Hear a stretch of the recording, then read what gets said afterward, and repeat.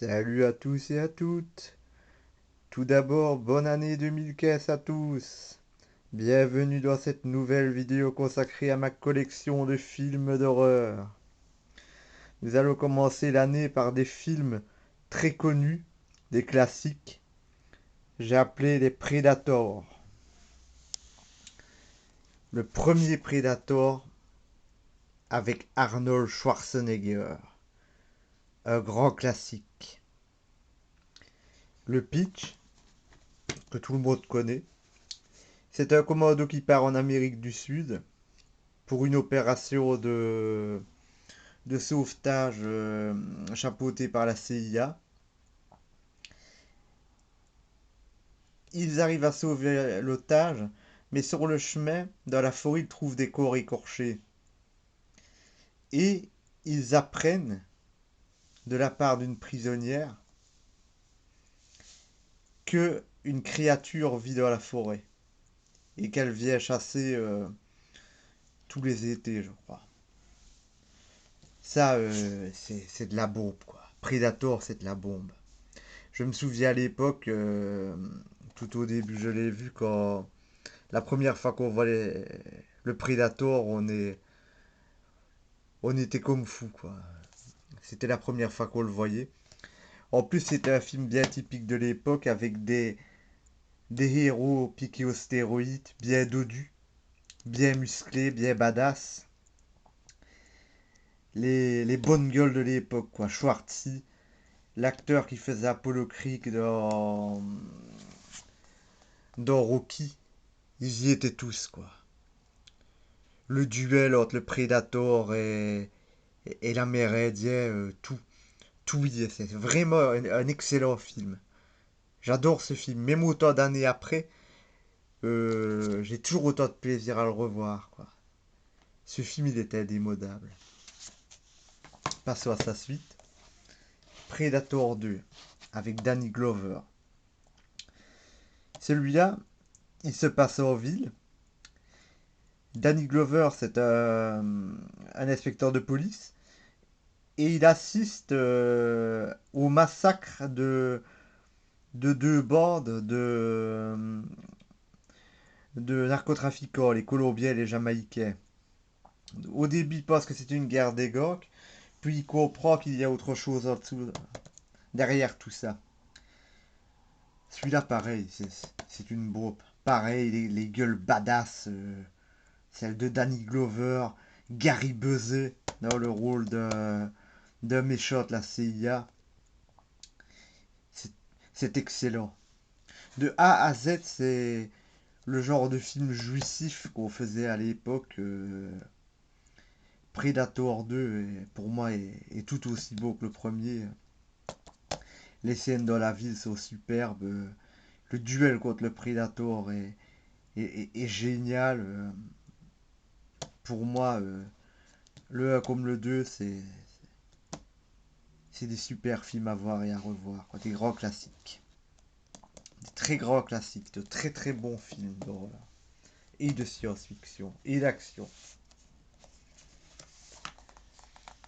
Ça, c'est le dernier en lice. Predators de Robert Rodriguez.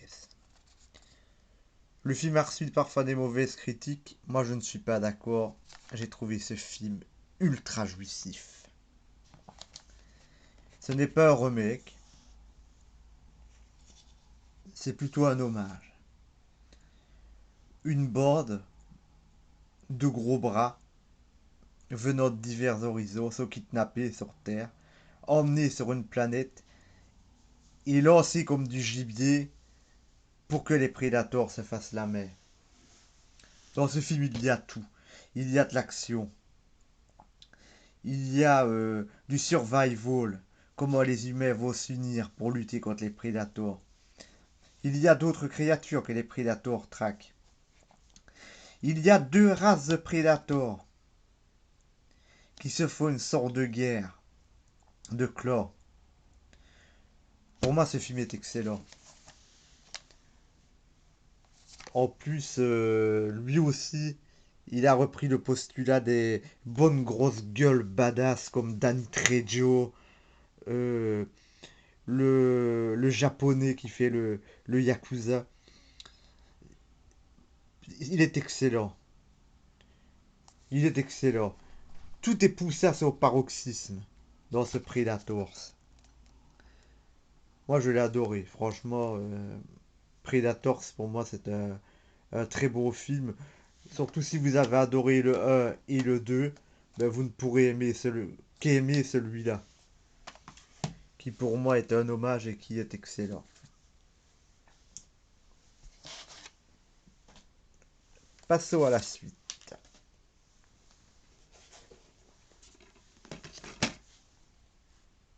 La Mouche et La Mouche 2. De très très très beaux films qui encore une fois flirtent entre la science-fiction et l'horreur pure. La Mouche 2, La Mouche. Le premier a été fait par David Cronenberg et a été interprété par Jeff Goldblum. Le pitch, une journaliste suit l'évolution des travaux d'un scientifique, Seth Brundle, qui travaille sur la téléportation. Elle finit par tomber amoureuse de lui. Lors d'une de ces expériences, Brundle rentre dans le téléport. Une mouche s'accroche à son dos. L'ordinateur ne sachant quoi faire, il va fusionner les deux ADN. Et ça va donner la transformation la plus monstrueuse du cinéma et la plus douloureuse. Ce film est excellent. C'est un David Cronenberg basé sur la chair, la déliquescence de la chair. C'est un classique, c'est un remake d'un vieux film, mais c'est devenu. Il a supplanté son modèle pour devenir un classique. La mouche de David Cronenberg est excellent. Bien meilleur que son modèle La Mouche Noire. Je vous le recommande. Il n'a pas vieilli. Il est excellent. C'est un très très très beau film d'horreur qui vous donnera des frissons et qui vous dégoûtera. Ça c'est sûr. Surtout si vous avez des difficultés avec les maladies de la chair, des choses comme ça vous dégoûtera. Les acteurs jouent bien, l'histoire est crédible. C'était Jeff Goldblum et Gina Davis, je crois, si je ne dis pas de bêtises. Ouais, c'est ça. Donc c'est un film d'horreur avec de beaux acteurs et quand même un beau grand budget. C'est un très très beau film, comme on en fait trop peu aujourd'hui, et je vous le conseille. Sa suite, La Mouche 2, avec Eric Stoltz, a été beaucoup critiqué, mais je le trouve tout aussi beau que La Mouche. La Mouche 2 est différente, c'est le fils de Seth Brundle qui est manipulé par la société qui payait les recherches de Seth Brundle. Et lui porte en lui les gènes de la mouche, qui finiront par s'éveiller à un moment aussi. Le film est bien. Il a des moments horrifiques, il a des moments tristes, voire pathétiques pour le héros, et notamment une scène très triste avec un chien que le héros avait connu étant enfant, et quand il retrouve le chien qui est devenu un Kobe monstrueux pour la société scientifique, c'est un très beau film. La Mouche 2 est un beau film. Les deux films, même si ce sont des films d'horreur, sont empreints d'humanité. Ils sont tristes quand même. Et